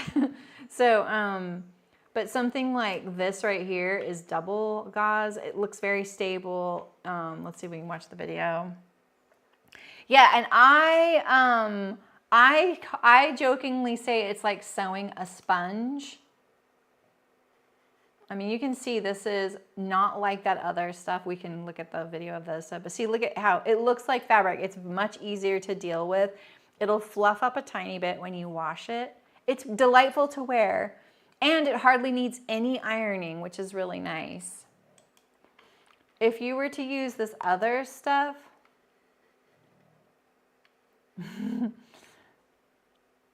yes, I was just about to say something about this, Tiffany, brainwaves. So this stuff right here, it's really hard to iron because you will iron it flat and then it won't fit you later. You can even see how much more open weave this is. Can you see that? This is very delightful to wear. I'm not saying it's not. Is that double? This looks really thick. I could be wrong about this, but it is definitely bubble, not double. So I'm a weirdo about this, I know, and I think it's just because I've been around long enough to see the names of fabrics change and kind of, oh yeah, it is double. I can see the 2 layers. Okay, I'm wrong, but it looks like bubble, so it's really hard to iron this when you're sewing it. So it is very tricky. I know the bunny one didn't look like gauze at all. But see, she just showed the double layer. I just made a dress out of this. Turned out incredible. Love it. You're gonna love it when you see it. I've already shown it off, and the pattern's not even out yet, and I'm not allowed to. But it's also Nanny Iro. Nanny Iro is a really nice Japanese fabric brand. It was a fun splurge. Very stable. I had to unpick a French seamed waist with double yoke and gathered skirt, and I almost beat my head against the desk because I couldn't believe I did that. Yeah, exactly. You have a dress from a bubble, yeah. I always wash absolutely before. Okay, so my tips with working with it are pick the smoother stuff, like the double gauze that's actually 2 layers, and it's really hard to determine that it's 2 layers even in person, because you're gonna be like, that's not 2 layers of fabric, and then you'll be like, oh, it is 2 layers. They're so thin and stitched together. And they feel very smooth and flat, and they're not bubbly like that. So I say avoid the bubbly stuff unless you're into something like really easy going to wear and you don't need to iron it a whole lot while you're sewing it. But very close. Yeah, they're all very closely adhered. And maybe bubble gauze is double, but it's not easy to work with. Yeah, okay. So anyway, I don't know if I'm just a hater. Just call me a hater. I still love to wear it. It's just how it is. I can have my things I don't like. Okay, let's look at the linens. A lot of the Garnet Hill stuff is going to be linen. Yeah, exactly, Tiffany. So you remember that one Essex, you know, it was like this 2-tone. So some of these are like this, right? They have the yarn dyed ones where the warp and the weft are 2 different colors, and it gets this heather look, the heathered look. So you can find Essex. Essex, by the way, is going to be going up in price because I am on the vendor wholesale fabric list from when I used to have my factory, and they just sent a notice out to all the fabric stores. It's going up like, I think they said 15%. Oh, it's going up. What did I say? It's going up 15%, but they're not ordering any more of this for a while. They are only going to be shipping what they have. They're not ordering anything from their mills because of the tariff scare. So, you know. So you look at this yarn dye. Sometimes these are called peppered cottons, but peppered cotton's a little different. But that looks just like that dress. I should have pulled these all up. Oh, look at that. Here's the red one, right? Right? But this right here looks like that shirt dress. You'll never see me sew this on camera, but I would love to wear it because the camera would hate that. Yeah, you need to buy, I don't really know, like I don't want to scare you guys. I'm not buying into this whole scare thing myself. I feel like that's what it's supposed to do. I would just buy what you need when you need it. That's it. Okay, so now viscous linen noil is going to be much drapier, very much drapier than linen. It's going to be more like wearing a rayon or something because of the viscose in there. And it has it, in my opinion, in an experience, it does have a tendency to feel like your garment got larger when you sew it in there. And I see this a lot when I'm fitting people in the Sew Liberated forum. We will go through all of the fitting things and then they sew it in viscous linen oil. And I'm like, oof, I wish I would have known that because I would have told them to fit it closer. Delightful to wear. I have plenty of it. I actually have a blouse over there in the naughty corner because I've made it before and it feels twice as large because it's in this stuff. I love this stuff. It comes in an incredible number of colors. Ooh, look at this green. This looks more army olive in person. I've sewn that. Brussels washer linen is also a really great choice when you don't want the wrinkles of linen or the stiffness of linen. It's a mix of cotton and linen. I hardly have to iron this at all. It's got more drape. It's not going to grow like the viscous linen noil, but I think that's a really great choice for a lot of those things we were seeing. And then they have a lot of these digital printed linens. So some of these are kind of that look that you were seeing, like that one dress that was the tiered, that I was saying, the Myosotis dress. That looked a lot like a digital print linen. And digital print just means it's the way it's printed, and when you get it, you'll see what I mean. Essex is the cotton, Brussels is the viscous linen, yeah.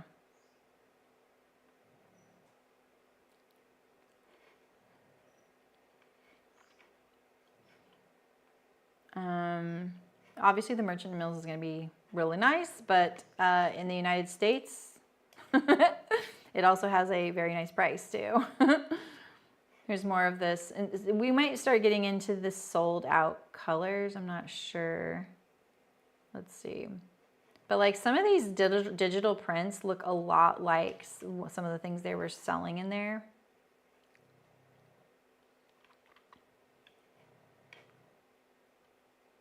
Yeah, okay, so linen, I think you're pretty safe to find some linens pretty easily. Like this is very, very Garnet Hill, right?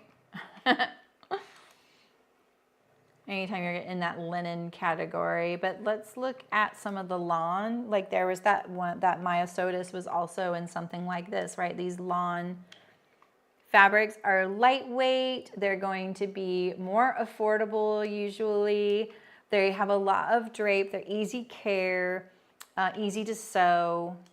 I did get one of the hardest fabrics I've ever sewn from Hearts, and it's this poplin. I was wearing a shirt in that fabric 2 days ago in the live stream, the floral.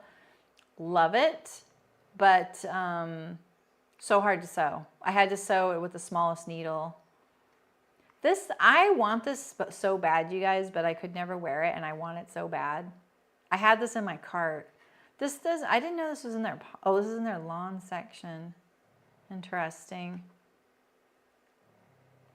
I bet this is really soft, like an Indian cotton. Does it say where it's from? No. Yeah, I love that fabric. I'm so glad I finally retrofitted that top to fit me because it was a camp top. The Hearts Fine Cotton is great. They have a really great array of color.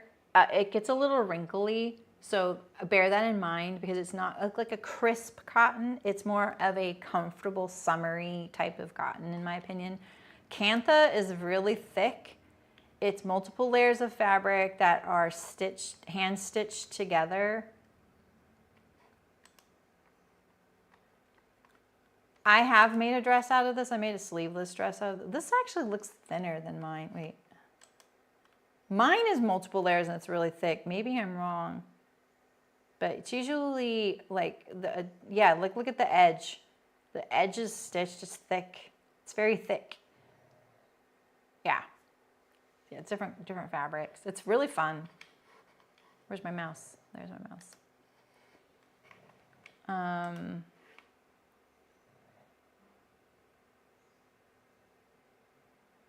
Ooh, the farmer's market just texted and told me what they're gonna have tomorrow. We have one booth. Okay, this is also like the stitched patchwork. All this stuff's gonna be a little heavier. Chambray is always a really great choice if you're kind of wanting a linen-y look. That would be a really nice, you know. Oh, this is bamboo cotton. That would be very nice. That's going to be nice and cool. It's probably going to be less wrinkly, a little more drape without going the rayon route, right?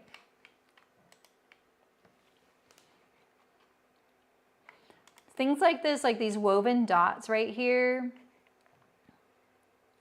I wonder if they show the back.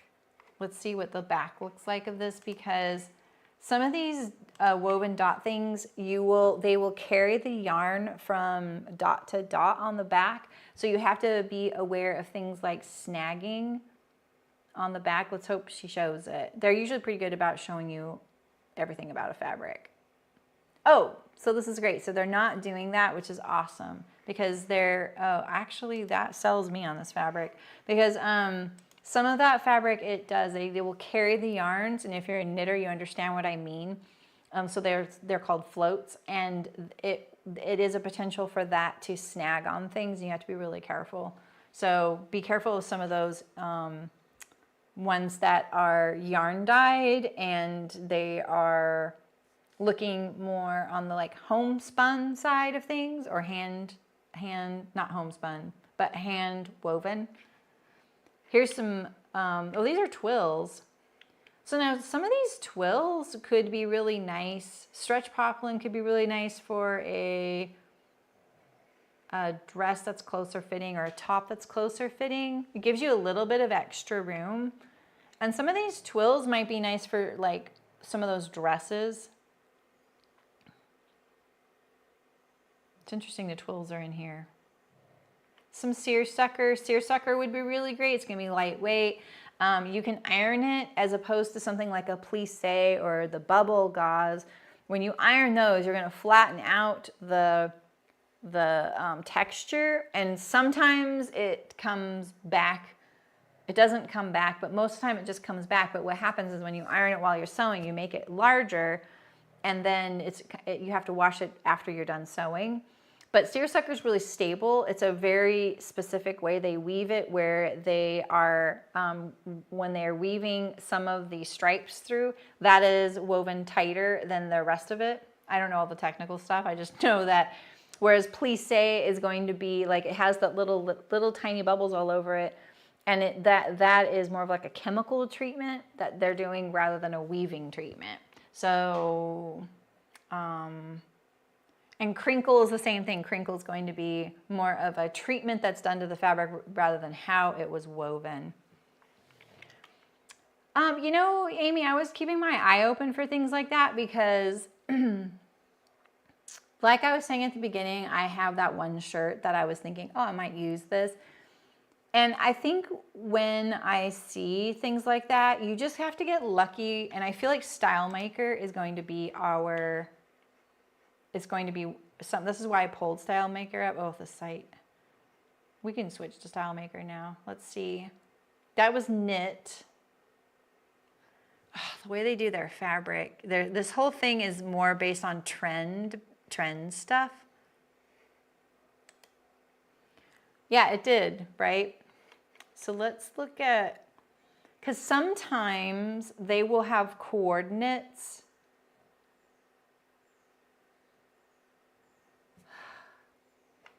Additional knits. So they'll have a coordinating rib knit with the other thing, and that's kind of nice. And that's why I like Style Maker, is that they have a lot of coordinates. I think that's it though. When you see things like that, it's best to jump on them, and you might see it more in like an eyelet with a coordinating solid, and that's more in the woven realm.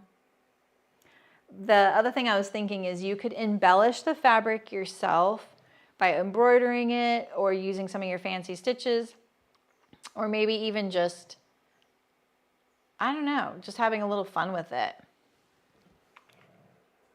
Yeah, I haven't either, but I'm still determined to make something that I like out of it, you know? Okay, wait. Oh, I know one thing I wanted to say is you could make the yoke out of a woven, right? You don't have to make the yoke itself out of a knit, especially if it's just in the front.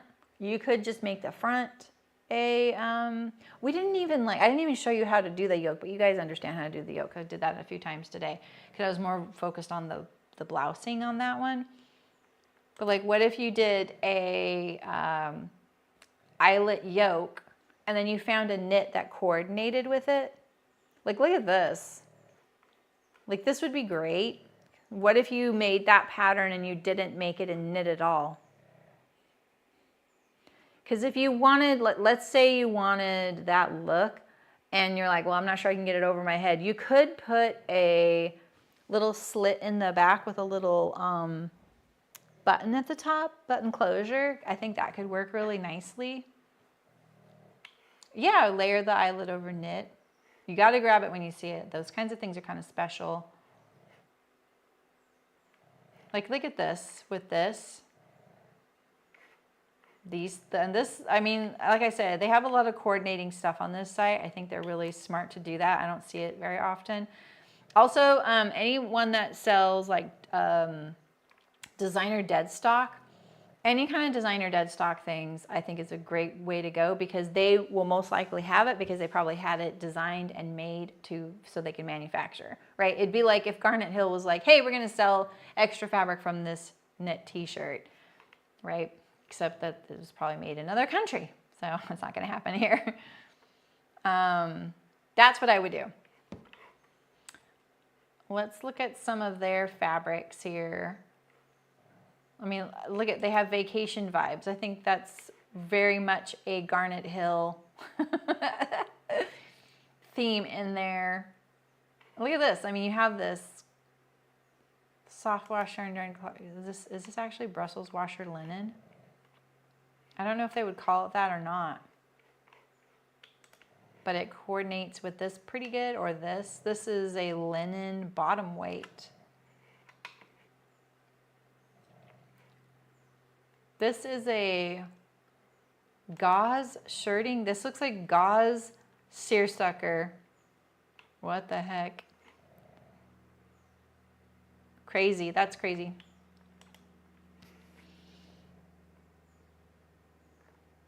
What other fabrics would you guys like me to make sure I touch on? Let's see, fabric. I thought I'd pick Fabric Mart. I know a lot of people in the guild shop at Fabric Mart and they do their swatch club. So I thought I would pull them up as well. My struggle with this site is that there's a lot of polyester and I'm more of a natural fiber person. So I don't shop here very much and I don't know it very well. Ooh, voile was a really great fabric. Let's look at the voile. Oh, fancy pointel knit. Oh, I could find you that. I actually know where to find that. It's not on these sites. Maybe it is, but I don't know. Now look at the, this is really interesting. This is, you could have so much fun with some of these. Because when they change, like, oh, see how like this section right here is one pattern and this is another? You could seam that part of it for the yoke and then the rest would be somewhere else. So it looks different. He'll adjust soon. I'm sorry. The snoring is bad. Really bad.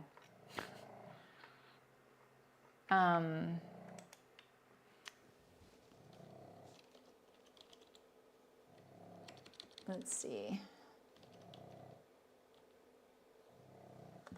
This is where I got pointel knit. I love it. It is the nicest pointel I have ever gotten to sew with. I'm hoping they have it on their site, their small fabric store. I just typed into the search bar, nothing happened.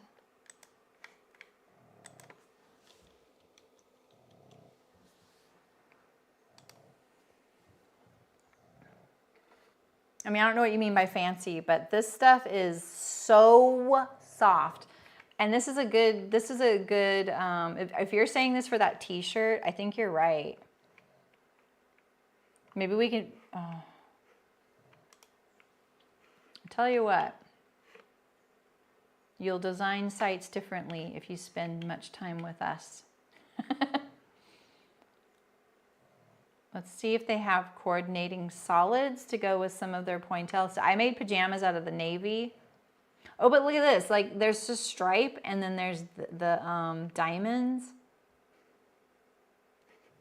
You could do thermal. I totally agree. It is the yummiest fabric, though. I'm not kidding. Like, it really takes me back to when I started in children's wear, and we had pointel in the line. It was so special, and we garment dyed it. It was so cute. It was only for our newborn line. Oh, it'd be really nice if they had some like coordinating solids with that, because you could use that as the yoke. That'd be really nice. Let's look at this. Oh, this is out of stock. Let's look at it. So yeah, anyway, this is a place called Sobo in Colorado. This is it right here. SoboCo.com is their site. Let's see if Fabric Mart has some pointel.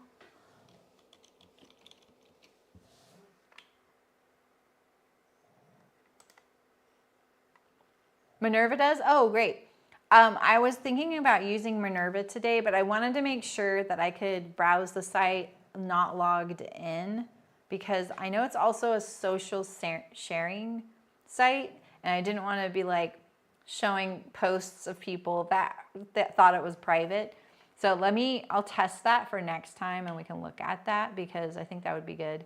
But you could do something like this, right? You could do this as your yoke, and then the bottom part a solid black. You don't log in. Okay, good. Yeah. Okay, good.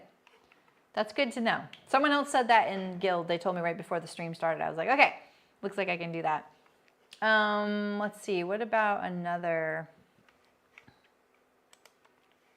double knit and Ponte knit? Too heavy. Let's look at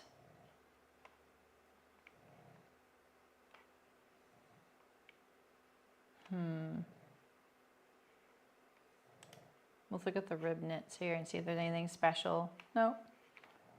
Nice solids, but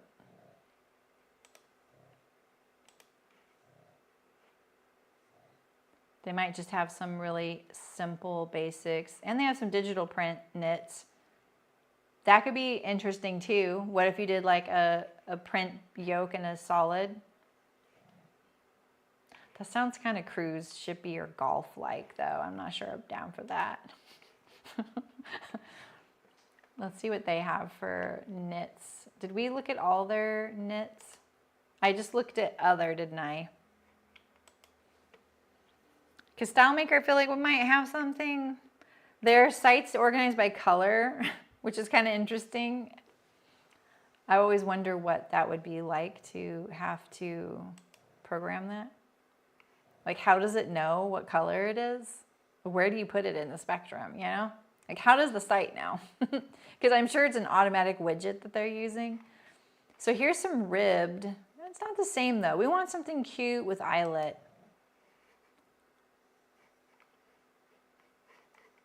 What if we tried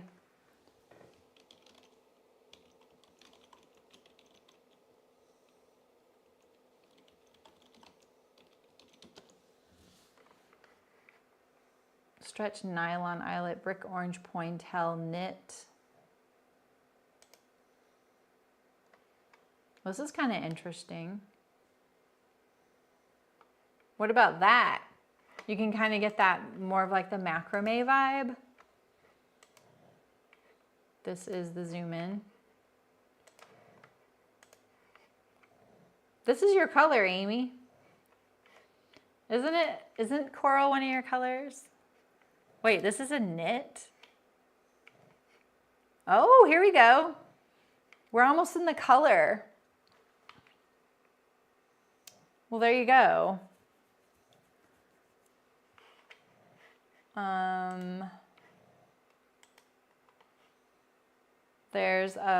This is really pretty. Okay. I think you could find a solid that coordinates with one of these. Please stop showing my email addresses. Right? This is on Etsy. You don't need much for the yoke, right? You need like less than a half yard. If they do quarter yards, you could do that. I don't know what they're selling by. 1 yard. You could do the sleeves and the yoke to use, so you could use up the fabric. That could be something. Yeah, I think you can find some interesting knit eyelets by just searching. Look at that. Yeah, crazy.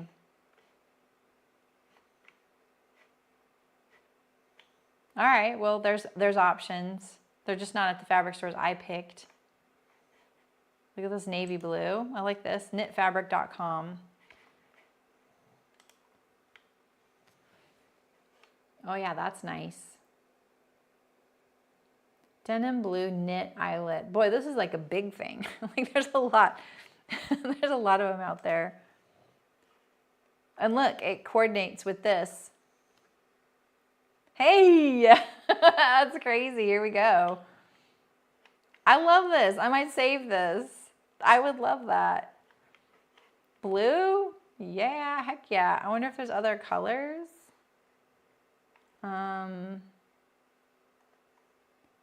Knit, look at, there's a knit eyelet section on this place. Holy. Here's your salmon color. Oh, no solid. This is what the Etsy seller was selling. No solid. I mean, I'm not saying that there's not a solid, but it didn't show up at the bottom. So that's good, Amy. Okay, well, there we go. I feel we redeemed ourselves finding a fabric for that little top. Let me look at some of these. I think we all know how to shop for rayons, like that one floral knit that had the gathers all the way around. We looked at digital prints for the myosotis looking one. You know how to shop solids. I think the only thing we didn't really look at was some of the fabrics in that little camp style shirt, but I feel like those were like, what is that fabric? Like a Guiabera shirt's made from? We don't want to be here though. Let's see. Let's cut down on the lag here a little bit.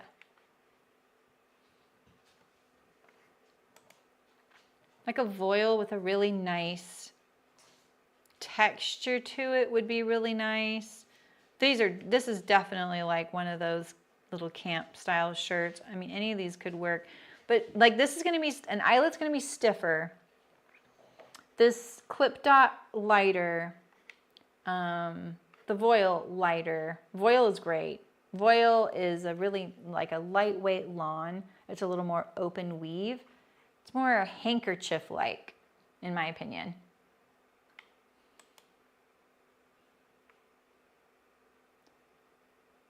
At least the ones I see.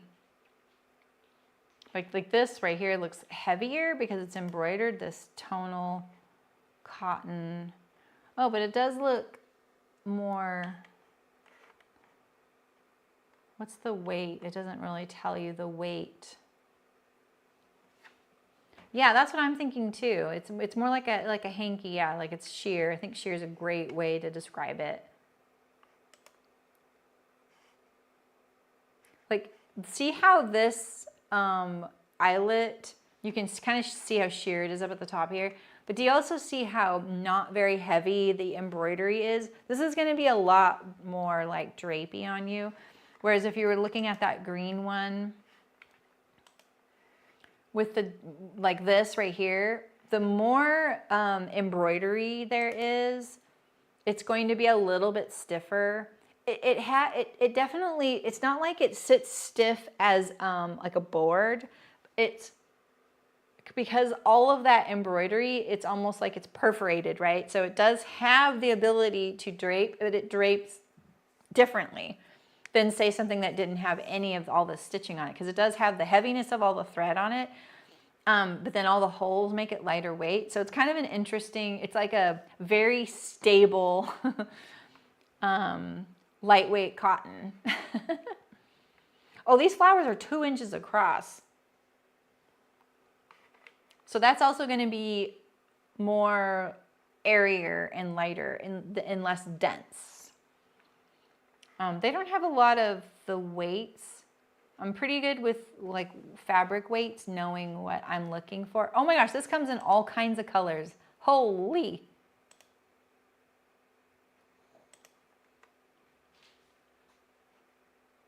Wow. Okay. Oops. Do we have eyelet here? All right, what did I miss as far as fabrics go? I think it was just that one, right? The little camp shirt. And the camp shirt came in like a couple of stripes, a couple of florals, and a chambray. So very straightforward stuff. If you have trouble, you know, finding fabric, and you know certain fabrics from like a favorite place you used to shop for ready-to-wear clothes, go to that place and start searching for the fabrics that they're talking about. That might help you, because if you're like, oh, I like this dress, it's chambray. Okay, I'm gonna search for chambray. Just use that keyword. Sometimes their keywords aren't gonna work, their description, but most of the time they're gonna kind of help you narrow it down, you know? So anyway, was that, did we just go for 2 hours? Yeah, not 3 hours. Okay, I was just worried that we just went for 3 hours, but I'm gonna call it there, I think. Just because that was a lot for you guys, I'm sure, so. Well, I hope you like that, and maybe we could do, you know, people can submit photos for something like this. That could be fun. And yeah. Anyway, next week is another quick fit, and it is grading tops. And then the following week, I'm going to be drafting and sewing my new purse. And then the week after that, I'm going to be grading pants between sizes. So cool. All right. Well, I'm glad you guys came. This was a really fun exploration. Happy Mother's Day to the moms out there. And I will see you guys in the guild probably. So thanks for coming. I'm glad you liked it. It was fun for me too. All right, guys. I'll see you later.